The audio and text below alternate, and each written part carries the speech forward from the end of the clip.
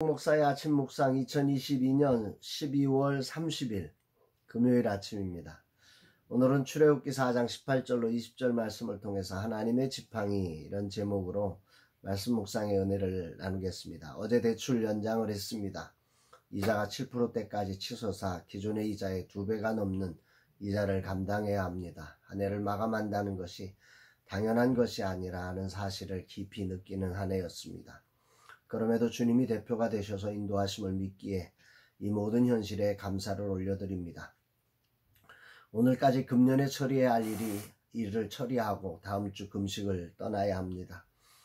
열흘간의 금식과 열흘간의 보호식을 가지려면 모든 상황을 처리해 놓아야 하기에 바쁩니다.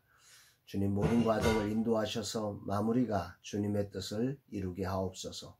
새로움을 입을 수 있도록 2022년이 유종의 미를 거두게 하옵소서 고백합니다. 이날 주님은 어떤 말씀으로 인도하실까? 본문에는 모세가 순종하여 결단하고 그 장인 이드로에게 애굽의 형제들을 보고 온다고 말하고 떠나는 장면이 나옵니다. 18절이죠.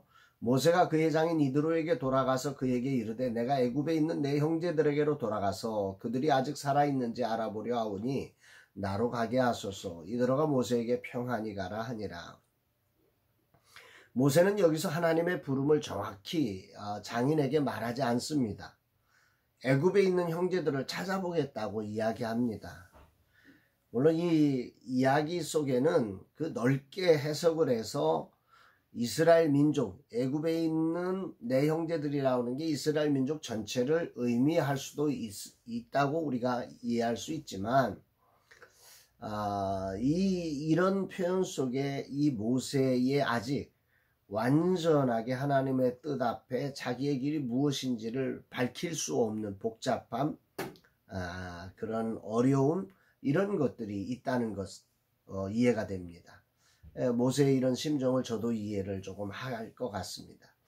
한마디로 모세는 지금 복잡한 심정으로 이드로에게 말하는 거죠. 아직은 자신도 이 일의 결과가 어떻게 진행될지 전혀 예측할 수 없는 상황이기 때문에 이렇게밖에 말할 수 없는 겁니다. 새로운 길을 걸어가는 사람에게 두 가지 종류가 있죠. 하나는 엄청난 확신으로 사람을 이끄는 사람들이 있습니다. 그러나 또 한 가지의 경우는 바로 오늘 모세처럼 자신도 주변도 확신을 주지 못하고 어쩔 수 없이 순종하는 경우입니다. 첫 번째 경우는 여러 가지 경험과 실력을 바탕으로 세계를 열어갈 때 그럴 수 있습니다. 두 번째 경우는 그야말로 아무런 경험도 능력도 확신하지 못하지만 어쩔 수 없는 강건한 이끄심에 순종할 때의 모습입니다. 그동안 나는 첫 번째 스타일로 일해왔습니다. 그런데 금년에 여러 과정을 거치면서 스코넵을 대하는 나의 모습은 두 번째로 바뀌었습니다. 그런 심정으로 2023년 여기에 올인을 선언하고 달려가려고 합니다. 그런데 확신 있게 누군가를 설득할 능력을 상실했습니다. 마치 모세가 장인에게도 제대로 말하지 못하는 것처럼 말입니다.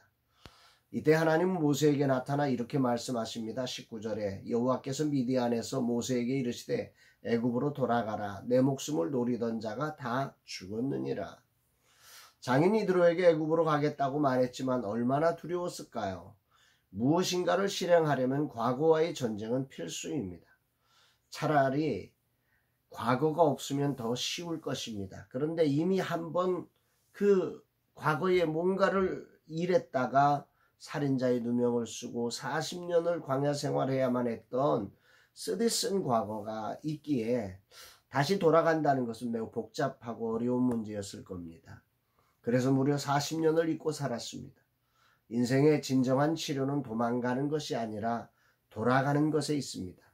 모세를 향한 진정한 꿈의 회복과 치료는 도망가서 되지 않습니다. 이제 다시 돌아가는 것에서만 찾을 수 있기에 하나님은 그를 돌아가게 하십니다. 이런 과정에 하나님은 지금 모세에게 아주 중요한 사실을 알게 하십니다. 내 목숨을 노리던 자가 다 죽었느니라. 오늘 이 말씀이 큰 울림으로 저에게 들려집니다. 모세를 두렵게 하던 그 문제, 하나님은 모세를 다시 일으키시며 돌려보내시는 순간 모세의 앞길을 이렇게 열어주고 계신 거지요. 내년 라마나의 선교를 박종호 부대표에게 일임하고 나는 스콘에 올인하려고 합니다. 그런데 금년에 이 엄청난 고통을 다시 감수하려고 하면 정말 두렵습니다. 그러나 주님은 내게 다시 돌아가라고 내 목숨을 노리던 자가 다 죽었다고 말씀하고 계십니다. 이 말씀이 저에게는 큰 울림으로 다가옵니다. 아멘입니다. 모세가 가족을 데리고 떠나려 하는 장면을 성경은 이렇게 말씀합니다. 20절.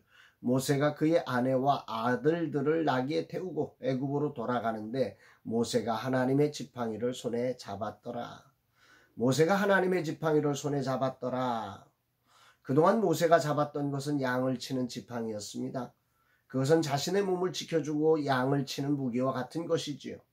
그런데 성경은 이제 모세가 잡은 지팡이가 그런 지팡이가 아니라 하나님의 지팡이라고 기록하고 있는 것입니다. 물론 같은 것이죠. 지팡이는 똑같습니다.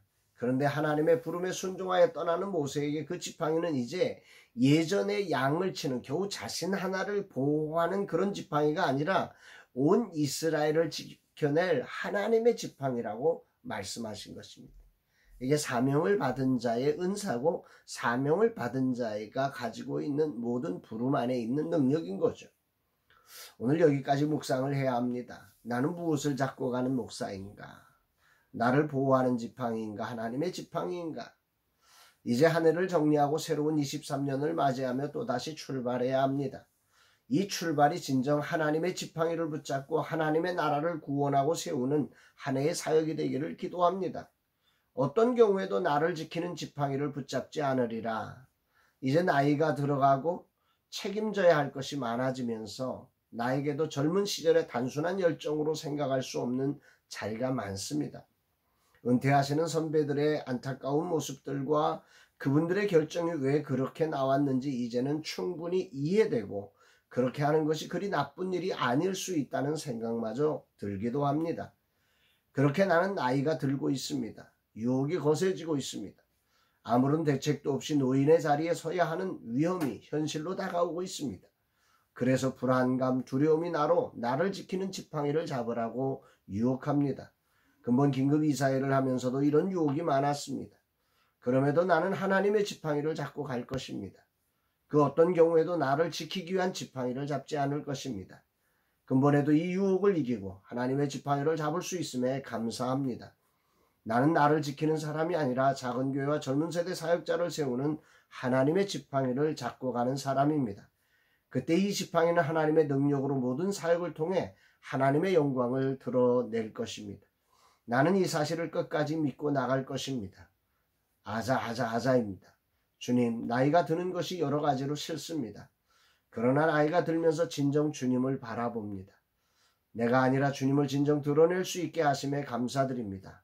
이제 진정 내 지팡이가 아닌 하나님의 지팡이를 제대로 들 수 있는 종이 되게 하옵소서. 젊어서는 내가 스스로 무엇인가를 했지만 이젠 진정 주님으로 이 일을 감당하는 자가 되게 하옵소서 고백하는 아침입니다. 사랑하는 여러분, 오늘 여러분은 어떤 지팡이를 쥐고 있는 것입니까?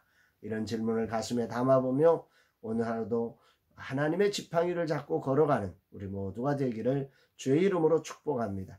사랑합니다, 여러분.